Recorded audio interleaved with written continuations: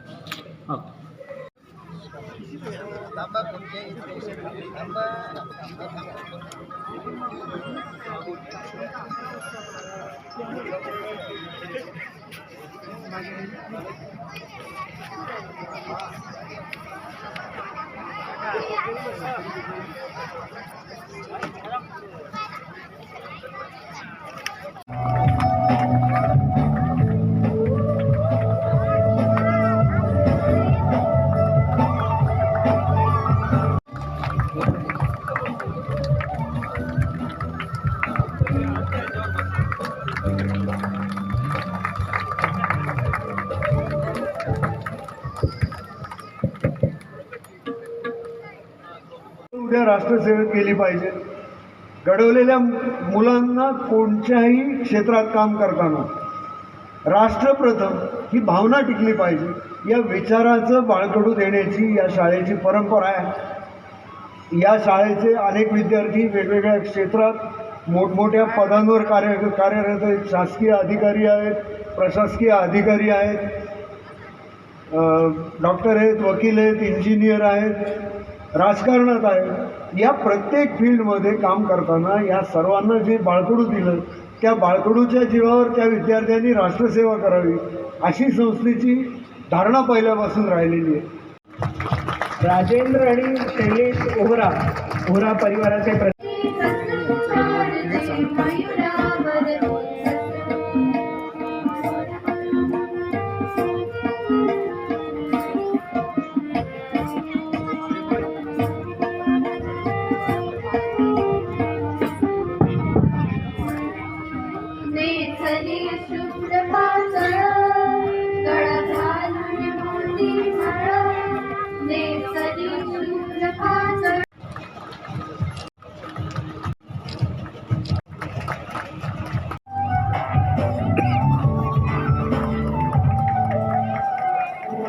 इकडे समोर ठीक आहे।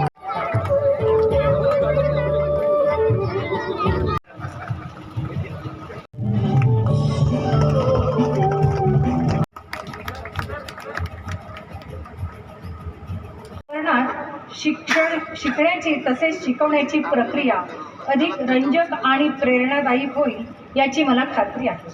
ज्ञान दिल्याने ज्ञान वाढते, या ज्ञानाचे मंदिर आहे. सत्य शिवाहून सुंदर आहे. ज्ञानदान हा वसा घेऊन 1952 साली बाल शिक्षण मंडळाचे बालक मंदिराच्या रूपात बीजारोपण झाले.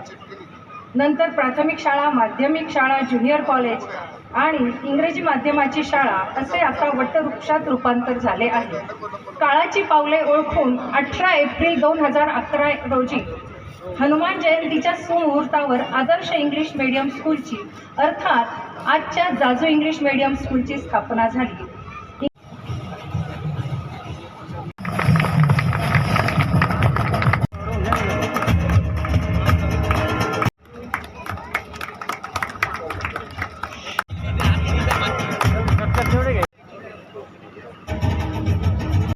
सर समोर इकडं सर.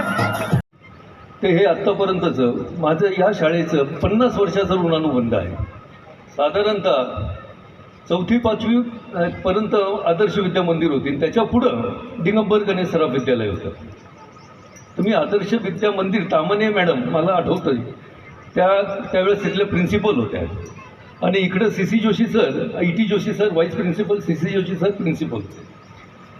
आणि जसं मग सांगण्यात आलं आहे का ह्या शिक्षणामध्ये म्हणजे या शाळेच्या शिक्षणामध्ये खरोखर मुलांना एक आत्मसात, एक ज्ञान हे चांगले शिक्षक असल्यानंतर मिळतं. आणि या चांगल्या शिक्षकांचं परिवाक्य की माझ्याकडं पाहून तुम्हाला सगळ्यांना कळेलच. काय गणेश सर स्वतःचं कौतुक करून घेतो थोडं. तर फक्त सांगायचा उद्देश असा आहे का या शाळेला साहेब सगळ्यांनी डोनेशन कोणी दिलेले, व्यापारी वर्ग जास्त आहे. ते काय पाहतात का आपला दिलेला पैसा हा चांगल्या ठिकाणी वापर कुठं होऊ शकतो. आणि हे खरोखर आदरणीय गणफुले काकांच्या मला अजून एक गोष्ट आठवते. ते आत्ता श्रीराम भाऊंनी बोलतील की परदेशपुरामध्ये ती शाळा होते. ते आपण सर्व केंद्र होतं. तर अशा सगळ्या शाळेच्या सर्व स्टाफच्या, सर्व डायरेक्टरचे मी आभार मानतो. आणि त्यांनी ही संधी मला संगमनेरमध्ये तसं बघितलं तर एखादी शिक्षण संस्था 52 सालापासून सुरुवात करते आणि आज त्या छोट्याशा रोपट्याचा एक वटवृक्ष झाला आहे. संगमनेरसारख्या ठिकाणी संस्था चालवणं खूप अवघड होतं. परंतु मी या संस्थेला मदत करणारे प्रत्यक्ष अप्रत्यक्ष सर्वांचं अभिनंदन करेल का संगमनेरसारख्या ठिकाणी तुम्ही एक वेगळ्या पद्धतीने नावारूपाला ही शिक्षण संस्था आणली. या शाळेच्या माध्यमातून हजारो विद्यार्थी आज घडवले गेले. बरेचसे विद्यार्थी उच्चपदस्थ अधिकारी आहेत, वेगवेगळ्या क्षेत्रामध्ये आहेत. निलेश भाऊंनी सांगितलं आता ते सुद्धा या शाळेचे विद्यार्थी आहेत. ती भावी पिढीसुद्धा इथं आलेली आहे. याच्यातूनच उद्या कुणीतरी कलेक्टर होईल, कुणी IPS होईल, क्रीडा क्षेत्रामध्ये असं वेगवेगळ्या क्षेत्रामध्ये निश्चित नावलौकिक करेल. आपण मला क्षमा करा. उपस्थित सर्व बंधू भगिनी आणि मित्र, आपल्या संगमनेर शहराच्या शैक्षणिक क्षेत्रामध्ये ज्यांनी आपल्या स्वतंत्रपणानं आपले आगळं वेगळं स्थान निर्माण केलं त्या बाल शिक्षण मंडळाच्या इंग्लिश मीडियम स्कूलच्या नवीन इमारतीचं उद्घाटन संपन्न होत आहे. आणि ज्यांच्या शुभास्ते उद्घाटन झालेलं आहे ते आपले ज्येष्ठ विचारवंत म्हाळगी प्रबोधिनीचे चेअरमन माजी खासदार सन्माननीय आदरणीय विनयजी सहस्त्रबुद्धे यांचं मी आपल्या सर्वांच्या वतीने मनपूर्वक स्वागत करून त्यांना मनापासून धन्यवाद देतो. तर म्हणजे त्यांच्या येण्यानंच मला वाटतं या कार्यक्रमाला एक आगळं वेगळं महत्त्व प्राप्त झालेलं आहे. गेली काही वर्ष माझा त्यांचा संबंध राहिला. लिखाण, वाचन, मार्गदर्शन, वेगवेगळ्या विषयाबद्दल, देशाच्या सद्यस्थितीबद्दल, वेगवेगळ्या क्षेत्राच्या वाटचालीमध्ये सरकारमध्ये धोरण घेण्याबद्दल त्यांनी केलेलं मार्गदर्शन, वेगवेगळ्या वर्तमानपत्रातून त्यांनी केलेली मांडणी आणि विशेष करून आपल्या देशाचे लाडके पंतप्रधान आदरणीय नरेंद्र मोदी यांचे एक ते जवळचे सहकारी म्हणून आज ते आपल्यामध्ये येत आहेत. आणि केवळ ते या सगळ्या पार्श्वभूमीवर मी त्याचा उल्लेख केला म्हणून नाही, परंतु अखिल भारतीय विद्यार्थी परिषदेमध्ये सुद्धा चळवळीत त्यांनी काम केलं आणि म्हणून त्यांचा या संपूर्ण वेगवेगळ्या क्षेत्रातील कामाचा अनुभव त्याच्या पाठीशी आणि म्हणून त्या या कार्यक्रमाच्या निमित्तानं त्यांचं मार्गदर्शन आपल्याला मिळणार आहे.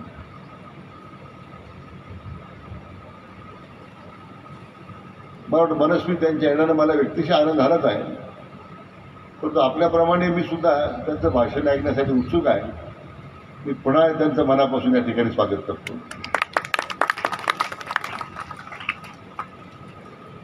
आज जाजू इंग्लिश मीडियम स्कूलच्या इमारतीचा शुभारंभ आपण केला. आमच्या ॲडव्होकेट गणपुले साहेबांनी त्याची वाटचाल सांगितली. 2 विद्यार्थ्यांपासून सुरू केली. पहिला विद्यार्थी इथं मालपाणी उपस्थित आहेत. मला वाटतं मालपाणी सगळ्याच ठिकाणी पुढं आहे. परंतु मला खरं म्हणजे निलेश जाजू व त्यांच्या परिवाराचं मनापासून अभिनंदन करायचं आहे आणि त्याचबरोबर ओहरा परिवाराचंही मनापासून अभिनंदन करायचं आहे की त्यांनी आपल्या या शहरातील मुलांच्या शैक्षणिक सोयीकरता अद्याप तशी इमारत बांधत असताना त्यांनी त्याला देणगी दिली. म्हणून मी या जाजू परिवाराचं, ओहरा परिवाराचं आणि शहा परिवाराचं मी आपल्या सर्वांच्या वतीने त्यांचंसुद्धा मनापासून अभिनंदन करतो. तर 52 साली या मंडळाची स्थापना झाली आणि ती वाटचाल मला मी माहिती घेत होतो. तर म्हणजे संगमनेर पहिल्यापासूनच शिक्षणाकरता लोकांसाठी एक आकर्षण केंद्र होतं. माझे वडील स्वर्गीय खासदार बाळासाहेब विखे पाटील तिथे पेडी हायस्कूल शिकायला होते. आपलं नवीन पिढीला माहीत नसेल. लोणीहून त्यावेळी संगमनेरला यायचं. त्यावेळी जो प्रवास होता मला नेहमी सांगायचे, त्यावेळी त्या एस टी बसच्या होत्या त्या वाफेच्या होत्या. म्हणजे बस आली लोणीला की त्यात ती राख भरायची आणि ती वाफ झाली तयार की मग बस पूर्ण यायची. आणि त्याच्यात जुना एक लिंबा झाड होतं त्यावर पाणी ठेवल्या होत्या. नगर, संगमनेर अशा त्या गाड्या त्या आणि एस टी स्टँड नाही, काही नाही. अशा काळामध्ये या ठिकाणी शिक्षणाचा एक यज्ञ सुरू झाला आहे. गोखले एज्युकेशन सोसायटीचं ते हायस्कूल होतं, पेटेड हायस्कूल.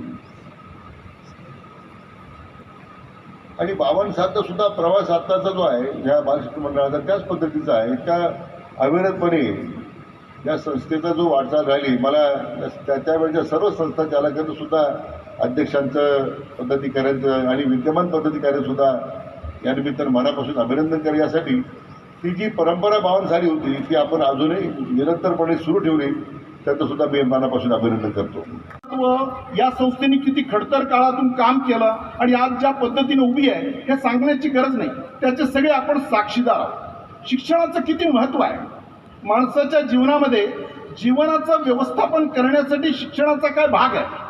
स्वर्गीय शिवाजीराव भोसलेंनी फार चांगलं वर्णन केलं आहे जीवनाचं व्यवस्थापन. खूप त्रास असतानाही प्रामाणिक राहणं, संपत्ती भरपूर असतानाही साधं राहणं, अधिकार असतानाही नम्र राहणं, रागात असतानाही शांत राहणं आणि किती कष्टात असलं तरी हसत राहणं, याला जीवन म्हणतात. आणि हे जीवनाचं व्यवस्थापन ज्या भूमीतून तयार होतं तो परिवार, ती संस्था. विवेकानंद एकदा शिकागोला ज्यावेळेस धर्मपरिषदेत गेले आणि सकाळी मॉर्निंग वॉकला बाहेर पडले. त्यांचा पेहराव आपल्याला माहिती आहे, भगवा वस्त्र परिधान करून ते करत होते. आता भारतात कुणी भगवा वस्त्र परिधान केलं दिसला की आपण नम्रतेने नमस्कार करतो. हा त्यागाचा माणूस आहे, त्यागाचं प्रतीक आहे. त्या ठिकाणी फिरायला जाणाऱ्या कपलला असं वाटलं की काय कपडे यांनी परिधान केलेलं आहे. ती बायको आपल्या नवऱ्याला म्हणते, हाऊ फनी ही लुक्स. थोडं इंग्रजी याचं वापरतो कारण इंग्लिश मिडियमचं उद्घाटन आहे. How funny he looks. विवेकानंदांनी ते ऐकलं, ते थांबले आणि त्यांनी त्या मॅडमला म्हटलं, madam, you are from the country where tailor makes man gentleman. I am from the country where character makes man gentleman. ज्या ठिकाणी चारित्र्य आणि चरित्र हे माणसाची सभ्यता ठरवतं. त्या देशातून मी आलो आहे. हे चारित्र्य या ठिकाणी तयार होत असतं त्या शिक्षण संस्थेमध्ये. आमचे जे संस्कार आहेत ते कुठं तयार होतात? आम्हाला बालपणी आमच्याकडे जे संस्कार झाले त्यातून माणसाचं व्यक्तित्व तयार होतं आणि ते लॉंग टर्म आयुष्यभर टिकतं. संस्कारांचं महत्त्व काय? मला आठवतं इथं अकोल्यामध्ये आपलं वनवासी कल्याण आश्रमाचं वसतिगृह आहे. एका वनवासी कल्याण आश्रमाच्या अशाच वनवासी समाजाच्या एका लग्नासाठी जो संघाचा प्रचारक होता, त्या लग्नासाठी त्यावेळेचे संघचालक महाराष्ट्राचे प्रल्हादजी अभ्यंकर आलेले होते. आणि त्या आदिवासी समुदायामध्ये अशी प्रथा होती की जोपर्यंत दारू त्यांनी तयार केलेली दारू ही आतिथ्यासाठी ठेवलेली असते आणि ती जोपर्यंत नवरा बायको दोघेही घेणार नाही तर कस्टम सुरू होणार नाही.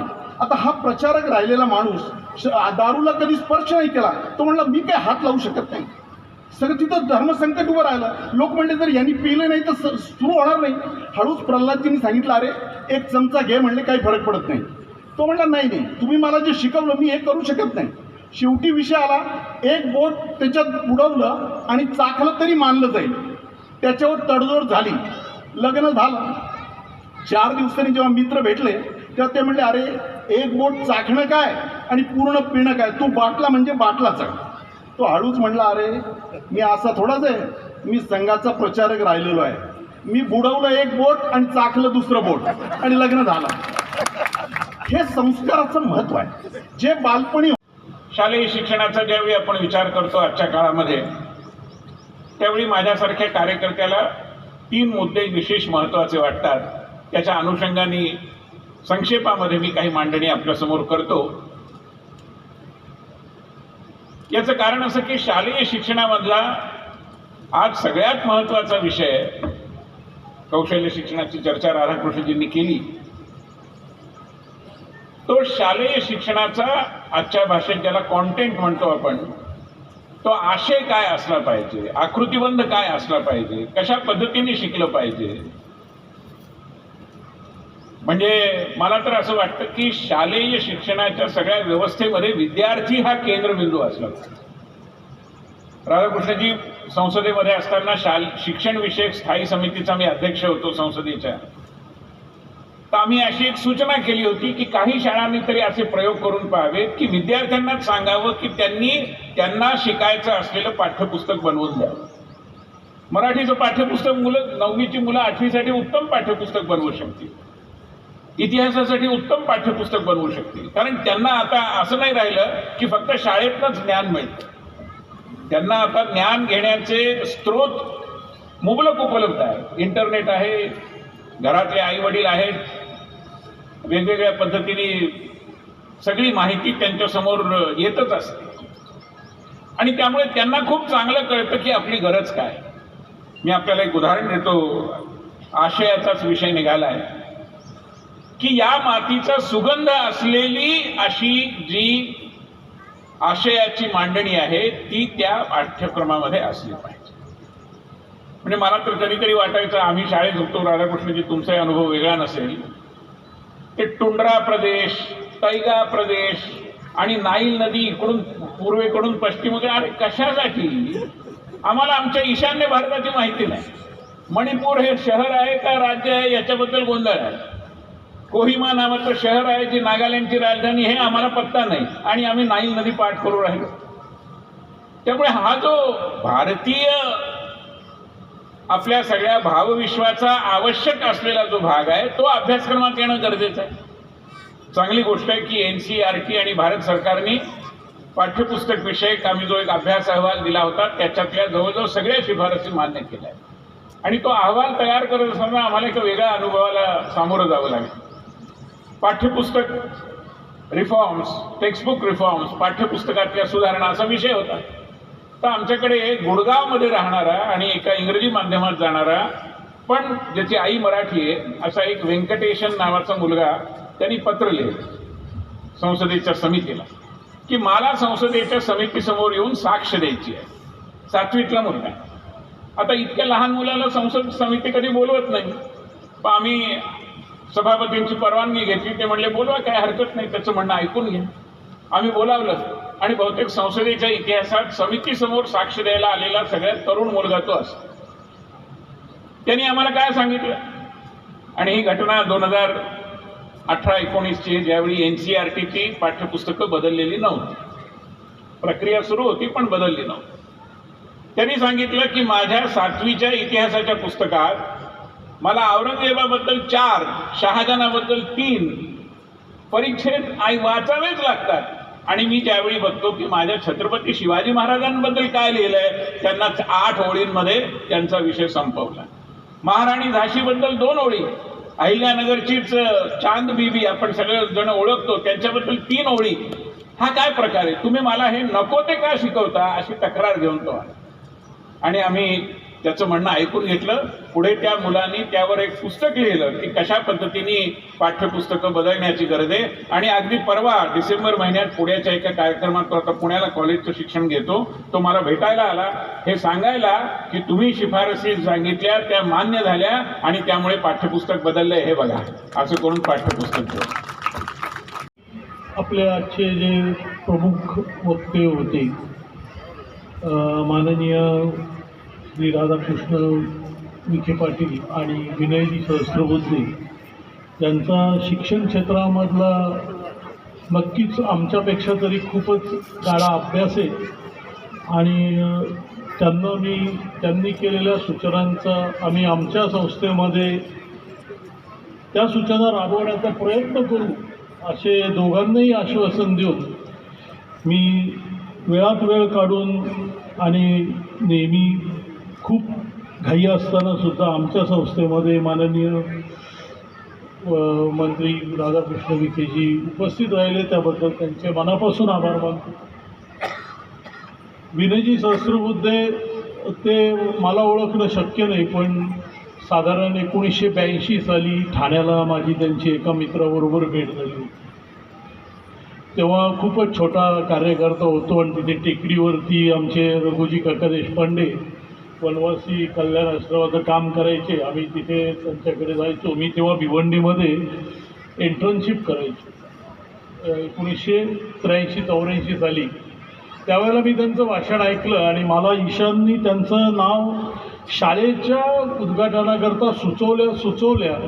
मी इतर कोणाचाही सल्ला न घेता त्याला म्हटलं ताबडतोब बोलवायचं आणि त्यांनाच बोलवायचं. आणि त्यांच्याकरता आम्ही 2 वेळेला तारीख बदलली आणि त्यांनी आमच्या विनंतीला मान देऊन आमच्या छोट्याशा संस्थेच्या छोट्याशा इमारतीचं उद्घाटन करण्याकरता आल्याबद्दल मी त्यांचेही मनापासून आभार मानतो.